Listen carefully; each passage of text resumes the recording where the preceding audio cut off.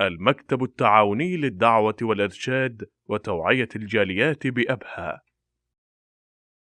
فكلما عظم فقرك إلى الله عظمت منزلتك عنده عز وجل، وكلما كنت احتجت ولو في الشيء اليسير ولو في شربة الماء ينقص قدرك عند الخلق، وكلما حققت الافتقار الكلي إلى الله بقلبك كلما أغناك الله عز وجل عن بقية خلقه. ولذلك يقول ابن القيم رحمه الله في مواضع من كتبه، يقول إن حقيقة الافتقار إلى الله هي ذاتها حقيقة الغنى به.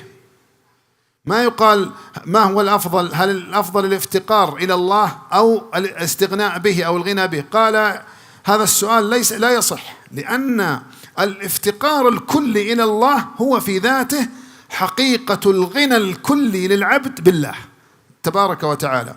فأغنى ما يكون العبد، أغنى ما يكون وأقوى ما يكون وأهدى ما يكون حينما يتبرأ من حوله وغناه وطاقته ومن المخلوقين جميعا.